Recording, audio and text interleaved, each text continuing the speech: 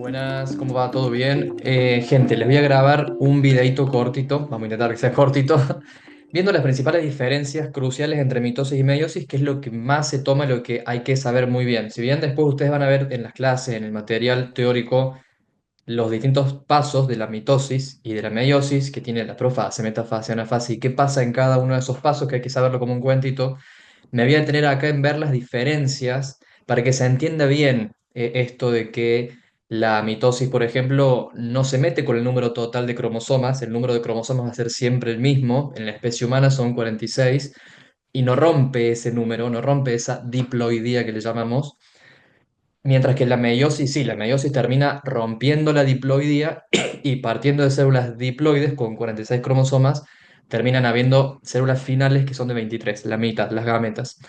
Estas cuestiones hay que entenderlas bien porque son puntos claves de pregunta, bien, pregunta de examen. Les armé para eso un esquema, lo voy a compartir acá, que vamos a trabajar sobre esto. Bien, entonces, primero tienen este cuadrito que lo he subido al padre, lo tienen a mano a este cuadrito para entender las principales diferencias. Repasemos.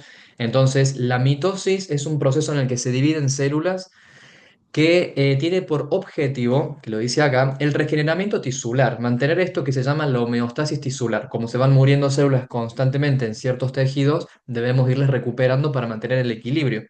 Ejemplo típico, la piel, que son células lábiles, células que están en constante división, van muriendo células todos los días, entonces hay que irlas restituyendo a través de procesos de división por mitosis.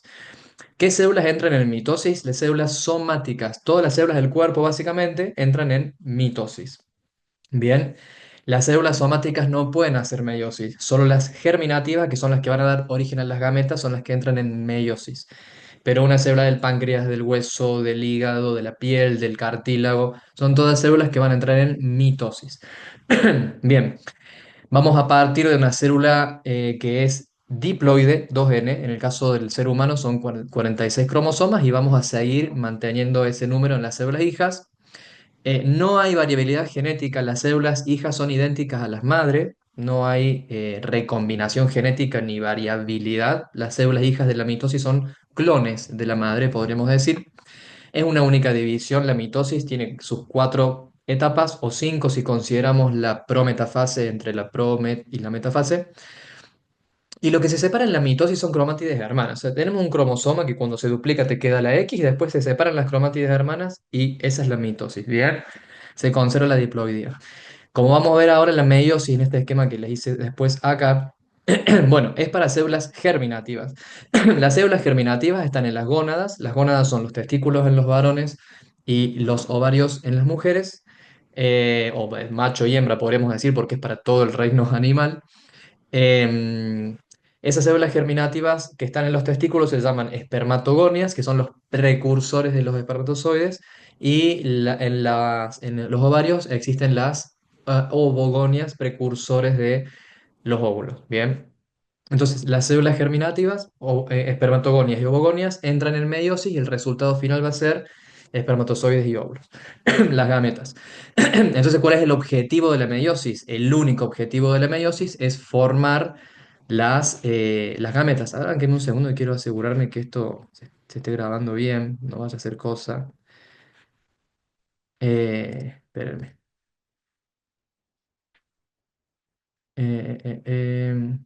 A ver, por las dudas, voy a... Sí, está bien, no, porque no sabía, estaba grabando, sabía que había empezado a hablar y no había grabado nada. Bueno, siguiendo entonces. El objetivo de la meiosis es formar gametas, pura y exclusivamente ese es el objetivo. Si bien, dato, las células germinativas entran en meiosis, son las únicas que hacen meiosis, pero también hacen mitosis, ¿eh? Ellas si quieren pueden hacer mitosis. ¿Por qué? Para mantener el stock. Porque cuando una célula germinativa entra en meiosis, se convierten en gametas y esa célula germinativa desaparece. Si no hicieran mitosis para ir como regenerándose ellas, terminaríamos perdiendo todas las células germinativas que tenemos de stock y nos quedamos sin más posibilidad de formar gametas. Entonces también van haciendo mitosis algunas de las germinativas, solamente para clonarse, para siempre tener un stock de células precursoras de las gametas. Bien. En la meiosis sí hay variabilidad genética. Hay dos momentos claves de la meiosis que son la prófase uno, particularmente el paquinema dentro de la prófase uno, y la anafase uno. Esos son dos momentos donde se genera variabilidad genética y esto va a llevar a que las células hijas, o sea, las gametas, sean distintas entre sí y distintas a la madre. Bien.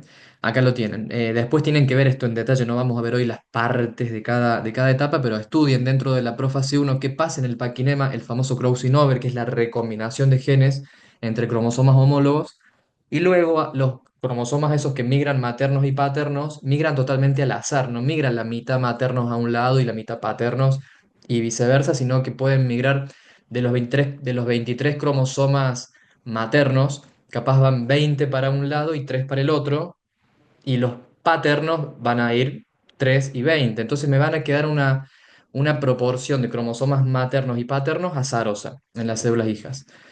Van a haber dos divisiones en la meiosis. La primera es reduccional porque es donde se reduce justamente el número de cromosomas pasa a la mitad.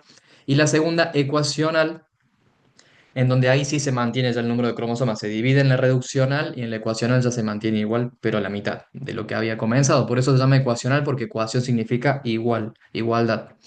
En la mitosis, perdón, en la meiosis reduccional se separan no cromátides hermanas como en la mitosis, sino que se separan cromosomas homólogos. Eso es clave, ahora lo vamos a ver en un esquema. Ahí, como se separan cromosomas homólogos, algunos van para un lado y otros van para el otro, me queda la mitad de los cromosomas en cada hija. Por eso se reduce el número de cromosomas y a partir de ahí tenemos una célula haploide. Y en la segunda meiosis, que ya es ecuacional, sí se separan cromátides hermanas como si fuese una mitosis. Bien, bueno, acá lo tengo. Se toma como ejemplo una especie con un número de cromosomas total 4. Fíjense, hay 4 cromosomitas ahí, simples, sin duplicar todavía. Y por lo tanto, la diploidía es 4. 2n va a ser 4 para esta especie que estamos viendo como ejemplo, y n va a ser 2. O sea, las gametas van a tener 2 cromosomas y el resto de las células van a tener 4. Después ustedes lo pueden llevar y hacer una analogía con el ser humano. Serían 46 cromosomas 2n para nosotros y 23 cromosomas n.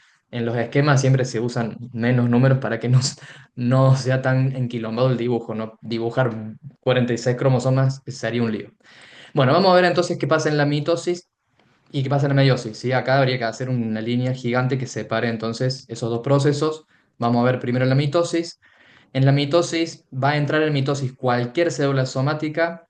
Y acá en este esquema que les puse acá, les fui completando con cositas. Por ejemplo, acá no mostraron que primero se duplica. Pasamos por la fase S, se duplican los cromosomas. Ahí hay 4 cromosomas simples. Estamos en G1.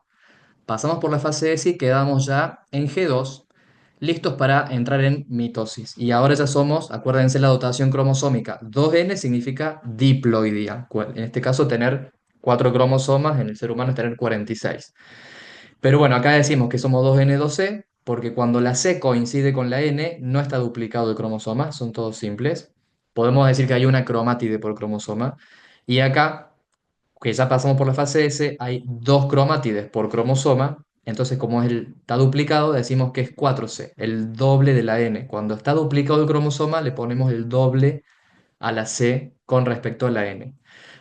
Bueno, la célula entonces entra en mitosis. ¿Y qué pasa en la mitosis? Bueno, tenemos la profase, metafase, anafase, telofase. Acá no están mostradas todas las fases, solo me muestra como los dos momentos claves que son la metafase, que la estoy viendo acá, y la anafase, que ya están migrando las cromátides hermanas hacia los polos, que se separó entonces de cada cromosoma. Si lo ven, se cortó la mitad cada cromosoma, se cortó la mitad cada cromosoma y cada cromátide hermana fue para un polo distinto. Entonces, en la mitosis lo que separó son cromátides hermanas. Y yo partí de tener 4 cromosomas en la madre, dobles, y ahora en cada hija tengo 4 cromosomas también, simples, pero siguen siendo 4 cromosomas. Entonces no se rompe la diploidía. Bien, sigue habiendo 2n. Cuestión que las células hijas son 2n, 2c, igual idénticas a la madre, bien, la que inició la mitosis. Esto lo hacen las células para recuperar tejidos cuando es necesario.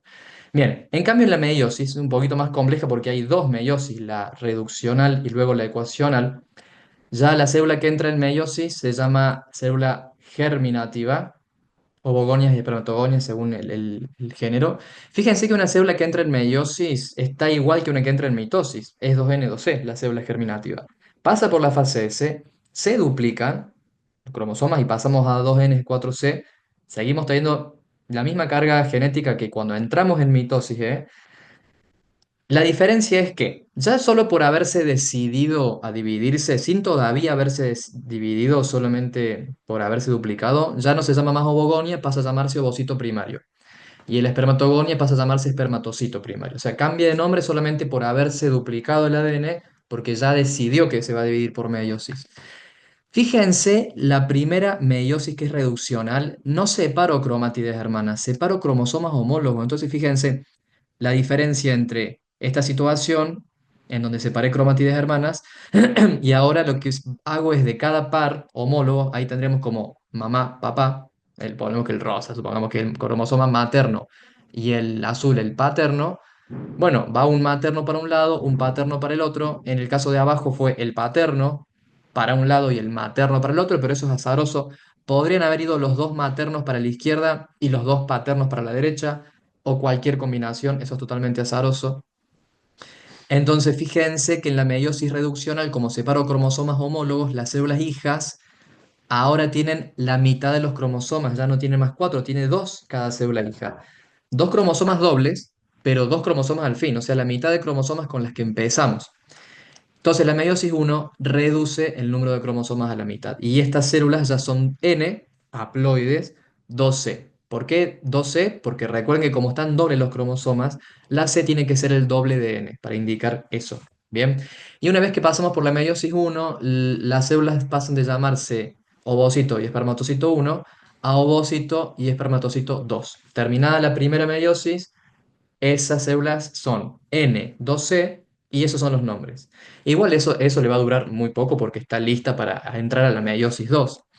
En la meiosis 2, si uno ya entendió la mitosis, pasa lo que pasa en la mitosis. Ahora sí separo cromátides hermanas. Y entonces pasamos de células N2C a NC, o sea, las gametas, ya directamente. Y ahí terminaría la meiosis 2, que es ecuacional. ¿Por qué es ecuacional? Porque acá no reduce el número de cromosomas, ahora los mantiene igual. Tenía dos cromosomas en cada célula y sigo teniendo dos cromosomas en cada célula, solo que no son dobles, son simples, pero son dos cromosomas al fin, el mismo número. Bien, y ahí formé las gametas. Bueno, eso sería como lo esencial a tener en cuenta. Esta imagen se las voy a compartir también para diferenciar esos dos procesos, ¿sí? Bueno, espero que haya servido. Cualquier duda, como siempre, siempre me preguntan. Y bueno, seguimos viendo estos temas. Un abrazo muy, muy grande. Chao, chao. Si te gustó este contenido, compartilo, suscríbete al canal, activa la campanita y no te olvides de dejarme en los comentarios qué otros temas necesitas que sigamos repasando juntos.